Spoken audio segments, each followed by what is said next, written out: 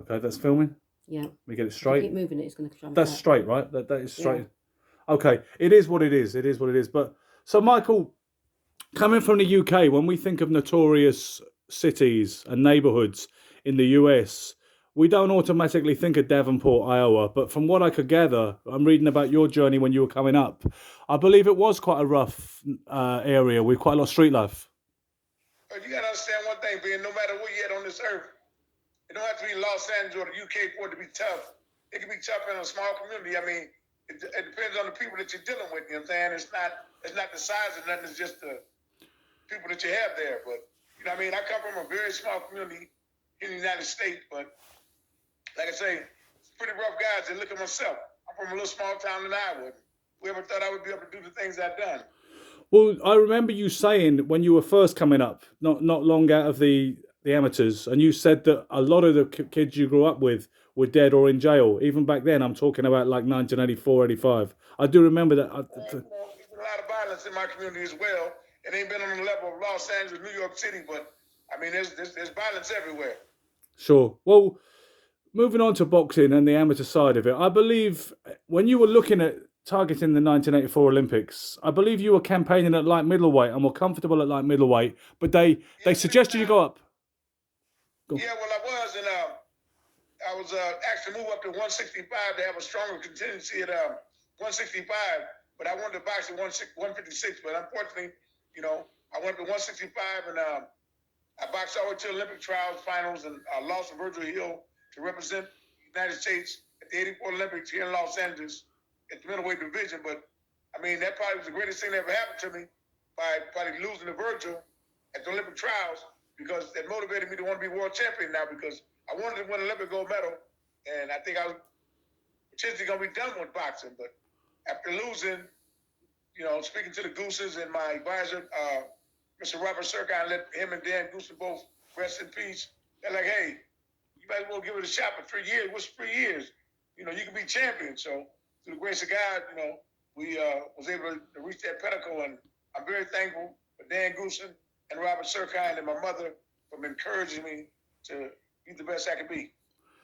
Talking of the Olympic trials and that kind of Olympic training environment, you and I briefly discussed this inbox, but I have to ask you about it on camera. I heard a story that there was a session in the jacuzzi post-training, just chilling out of the jacuzzi, various fighters who were up for those Olympic berths, and people were talking a little bit of shit and having a bit of banter, and Mike Tyson said something that you took offense to, and you called Mike Tyson out and said, you what? You know, get up, whatever, and you basically offered him out and said, okay, let's go, and it was Mike Tyson who backed down. True story? True story.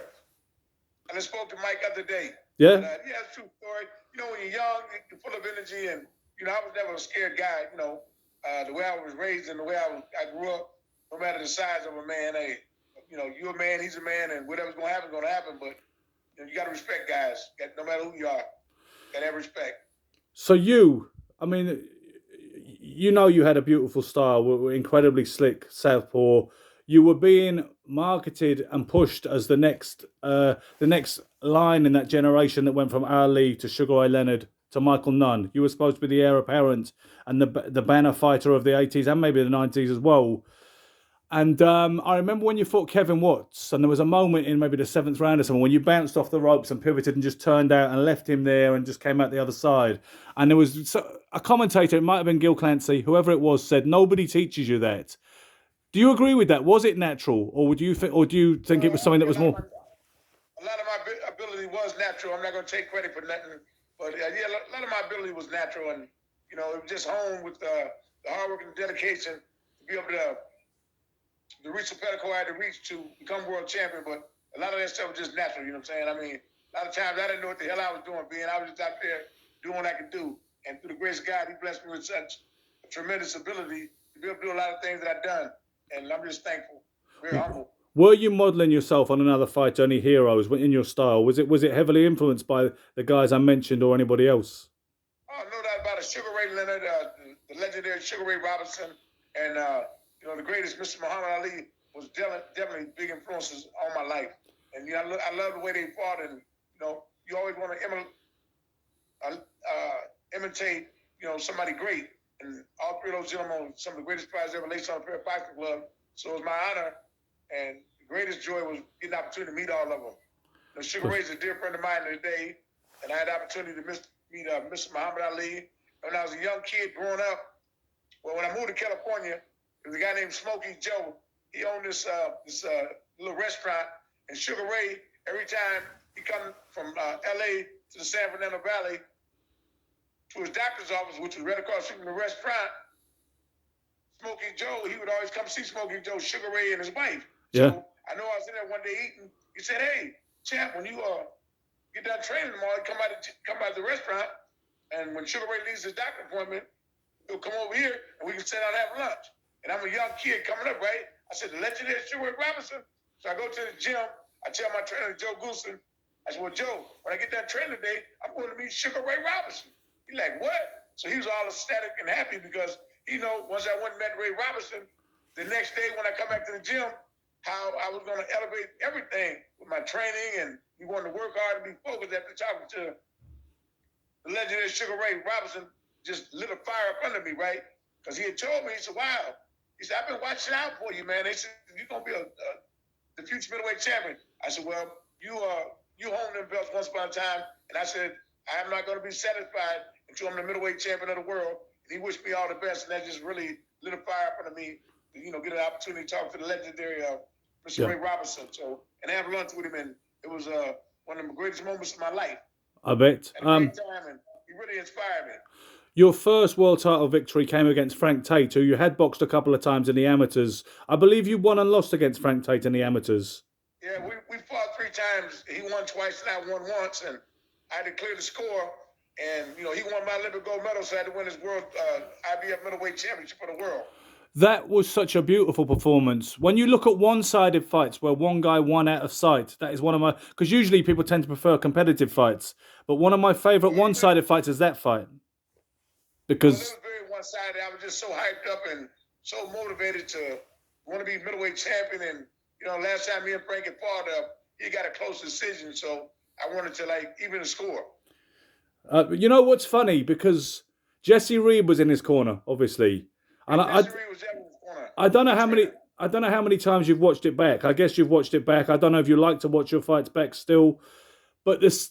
Well, believe it or not, the Frank Tate fight and the Calibre is probably 2 of my greater fights because, winning the fight against Frank Tate, July 28, 1988,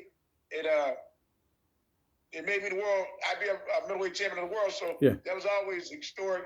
And then watching the Calibre fight. But the Frank Tate fight is one of my best as well.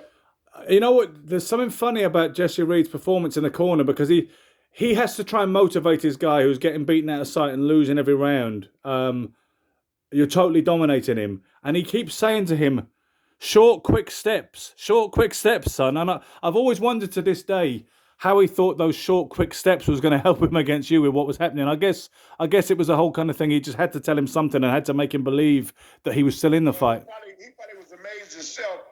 I mean, they probably wasn't anticipating me to do what I done to Frank that night. So he was probably just trying to say something, probably actually motivate him.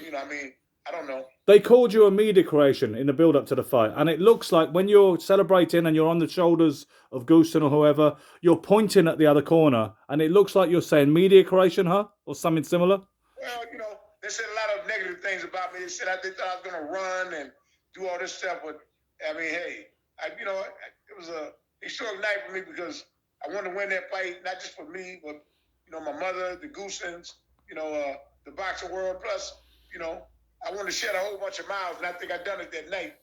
Absolutely. First defense, if I remember rightly, was against Juan Roldan, who was, I believe you might have said it in the past that he was was like the strongest guy you ever fought. Is that true? Oh, no doubt about it. He was definitely one of the strongest guys. He worked on a dairy farm over in South America, over in Argentina. By the way, I want to send my condolences to his family. Yes. Rest in peace. He was a very tough man, and I've spoken to his son over the Facebook last two times in the last year or so. Super nice guy, but Juan Roldan was one of the toughest middleweights I ever fought. And you got to understand, when we fought, he wanted to take the middleweight championship back to South America, to Argentina, because when the legendary Carlos Monzon was champion for 7 or 8 years or so, he represented the country so well, And I think he had Tito Latore in his corner. Yes. Tito Latore, he worked very close with the Monzon. legendary Carlos Monzon. So in their eyes and their mindset, they wanted to take the title back to South America where they thought it belonged with Carlos Monzon having the championship for so many years. So, you know, it was a great fight. And I mean, I fought nobody no tougher than the guy. And, you know, let Mr. Rodin rest in peace. Very physical, very strong, and I mean, very relentless. And what he done was prepare me for the guys like Iran Barkley and the Victor Cordovas, because nobody's no tougher than this guy. And he was a little small guy, but he had a heart big as the room. And I mean, Mr. Rodin was tough as tough as they come. I fought nobody no tougher. For sure. Nobody, when you the unification fight against Sumbu Kalambe, who I feel is one of the more underrated fighters of the last 40 or 50 years, nobody expected you to spark him out the way you did with that southpaw left hook, counter left hook, as I recall. Were you surprised?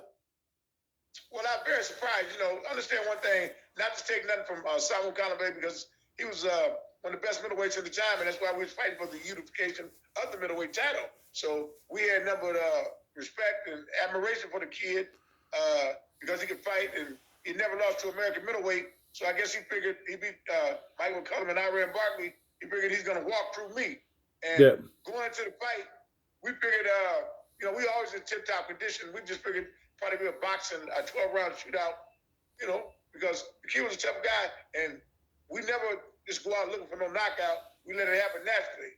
But when I knocked him out in 88 seconds of the first round, it was shocking. But, I worked extremely hard. And, Joe Goosen, he always pushed me hard in training. And for that fight, we went extra hard. And for us to go out there and get a victory in 88 seconds of the first round was historic. And it was a big win for us. And, it was well-deserved because, we busted our butt up there in the mountains in the training camp, getting prepared for this guy because he was a good fighter, great fighter. Yeah. You say you did a lot of road work in the mountains when you were getting ready for Kalambe? I did a lot of road work. I did a lot of everything. They had me, chopping logs, chopping wood, running the mountains, sparring, exercising. Had me doing everything, man. Everything that you could think of, Joe Goosen had me doing. As far as, you had to eat right. You just had to have your mind on the fight because, Kalambe is a great fighter, and I take nothing from him. I got nothing but admiration and respect for him. I just hit him with the right shot, and got him out of there. And, we took nothing from him. We trained Kalambe like we trained with Donald Curry, Iran Barkley, Victor Cordova, whoever. Because he was a good fighter. And I was just glad to go out there and get the victory. Yeah. You mentioned Donald Curry. You fought a couple of borderline great welterweights back-to-back in Marlon Starling and Donald Curry. Yeah, I did. Well, those welterweight guys, they were, I guess, dominating their division, and they wanted to become middleweight champions. And I told them that they got to wait till I get out the way before they can win the World Middleweight Championship. But they were two great guys. Marlon Starling, dear friend of mine. I talk to him on a regular basis. He's in Connecticut, and he's doing well. And Donald Curry, he was pound for pound one of the best in the 80s. So, he was very, very, very good fighter, great fighter. He was the best welterweight in the world at once upon a time. Then he went to the junior middleweight division, and then he wanted, I guess, move up to the middleweight division, become a 3-time world champion, and we accommodated. But Donald Curry was definitely a great welterweight as well.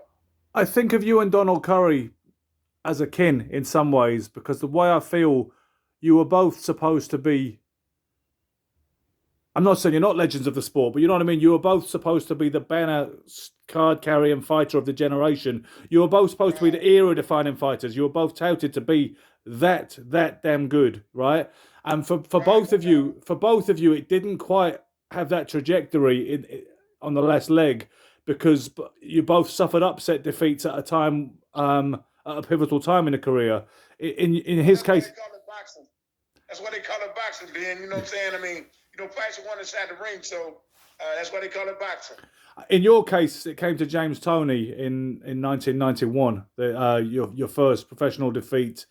And it was Right. something at the time. I've got to be honest with you. I didn't. I was very disappointed because I was young enough to still have that kind of hero worship. How you think I felt, being I was 35 and 0, I was in my hometown, and that's the first time I lost. So I was very disappointed as well. But that's all part of the sport. You're gonna win, you're gonna lose, but it's how you perform after you get beat. A lot of guys get beat and they just fall off the map. And I was able to come back and still, win a world championship and win my title. So they got a chance to see what I was really made of, because it's always easy to win and not lose and not know how a man would react once he got beat. So it showed me a lot about myself, gave me an opportunity to grow. And it'd been nice to, go undefeated, but unfortunately, it didn't happen like that. I gotta accept what I got. And I'm super happy because, like I said, it gave me an opportunity to show the world that I can get beat, and I can come back like a real champion and regain my championship. Sure. I mean, did you recognise Tony? Because we didn't know at that particular time that Tony was a future Hall of Famer and an all-time great. I didn't recognise his greatness against you. I thought he just got lucky. I realised I misread that at the time, but that's how I saw it when I was a younger man. Did you recognise Tony's greatness? James Tony's a great fighter. I mean, he's a Hall of Fame fighter. We take nothing from him.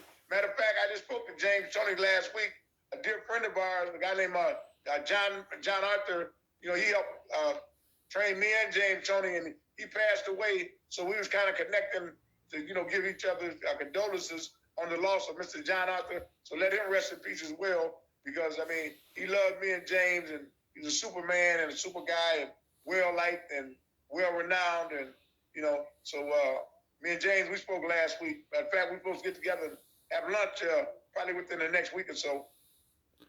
What was you alluded to the fact that you proved that you were capable of losing and coming back and regaining world titles at the higher weight.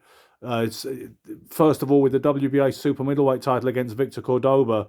The first fight seemed to be controversial and closely contested to the point where it was very closely contested, but I felt like I had to run it back, being due to the fact that he's from South America. He come from South America to America, to Las Vegas to fight me. And I told Angelo Dundee, I think Don King, I say, let's fight again. Like, you want to fight him again? I said, yeah, because it was a close fight. I mean, taking nothing from Victor Cordoba. Super close fight. He knocked me down in the 10th round. And I got up, and I think I done enough to come back to win the fight. It was still a very closely contested event. Yeah. And by him being the super middleweight champion of the world, I said, look, the guy came from South America and fought me. I said, I'm going to run it back. I'm not going to go fight no 2 or 3 guys and run it back. I said, next fight, I said, line us up and let's do it again. And we fought again probably about maybe 4 or 5 months later. And it was different the second time around because, I didn't know too much about Victor Cordoba. And I'm not going to say I underestimated him.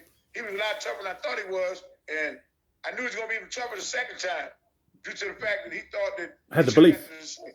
Yeah, for sure. We went in training camp, and Angelo pushed that button and got me in the type of shape I needed to really be in to be able to, really deal with this kid, because he was a great fighter. I'd take nothing from him. I mean, a good puncher, good boxer, and a hell of a fighter.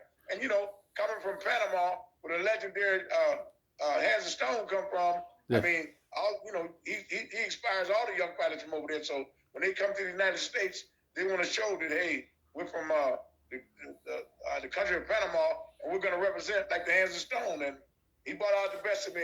He made me, pick up the pace on him to be able to beat him, because I wanted to dominate him more so than the first time, because the first fight was super close, one of my closest fights.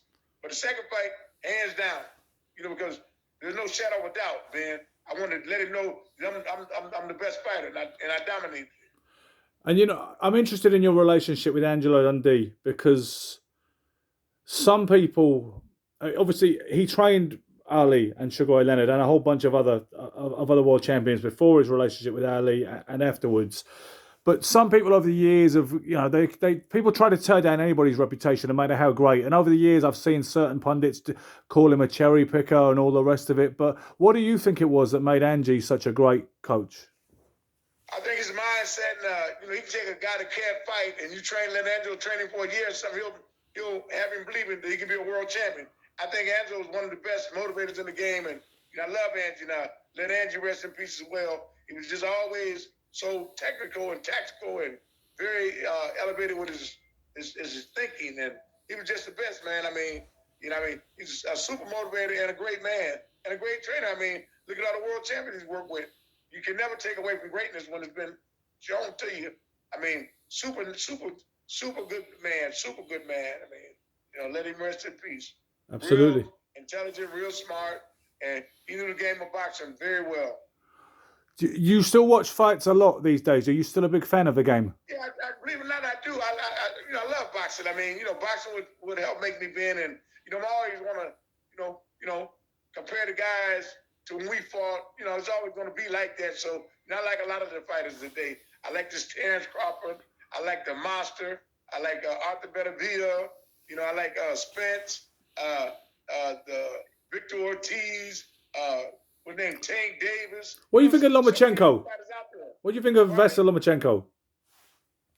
I think he's a good fighter. I mean, I take nothing from him, and for the guy that done all the things he's done in a short period of time in the professional ranks, it's phenomenal, and I'm sure he's going to come back strong after he won a fight back against a guy named Coney, I think. So I think he's back on track because when he lost to the fight, Kid Lopez, I don't know what happened. If he underestimated him or Lopez was just a better fighter. And then you hear so many different contradicting stories about his shoulder was hurt. So, I don't know. Because in boxing, it's always going to be something wrong with you. Nobody's going to be 100%. It'd be great if we could be 100%.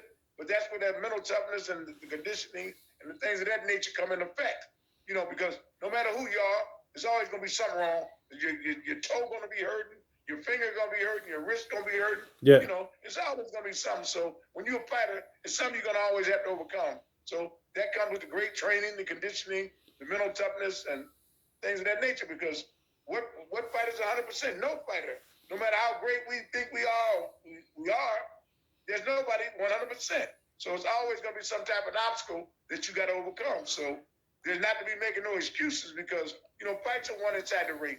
And if you're not prepared to fight, don't get in the ring to fight because I'm a firm believer if your shoulders hurt, don't get in the ring and fight and then get beaten while my shoulders hurt. You don't make excuses in boxing because there's no room for that. Absolutely. How do you feel about your legacy and the way you've been remembered? Do you think you get the credit you deserve, or do you feel that you've been a little bit undervalued by history as it stands at the moment? It all depends on who's writing the story. I mean, no matter what, you can't take my history from me because it's already been done.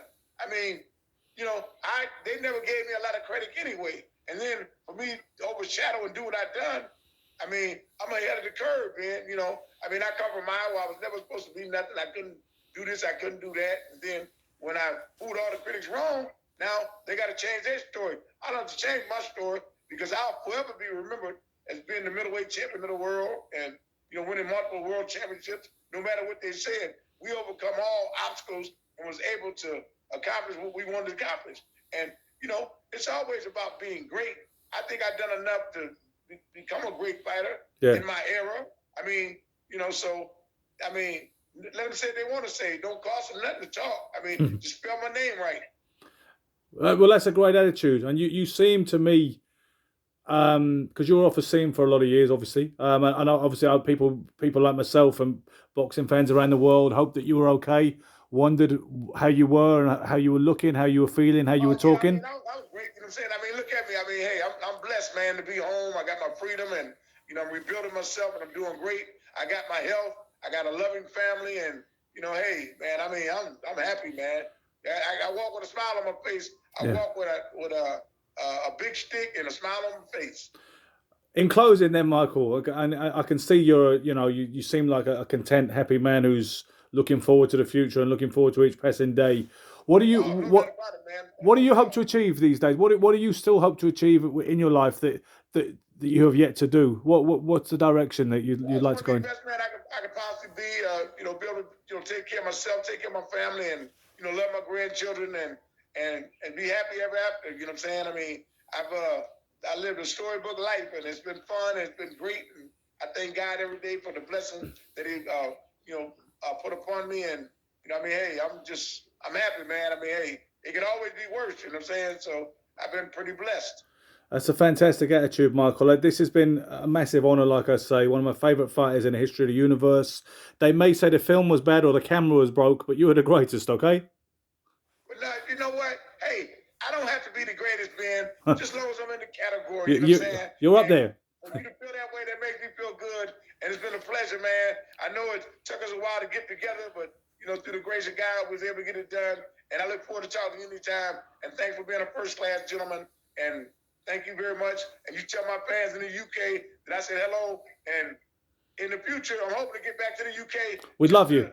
Bounce around the town and, you know, do things because, you know, you got some of the greatest boxing fans in the world and want to say hello to all of the people in the UK. We'd love to have you over here. Have a good day the rest of the day. And thank you so much for that. Same thing, Ben. It's a pleasure. Thanks a lot.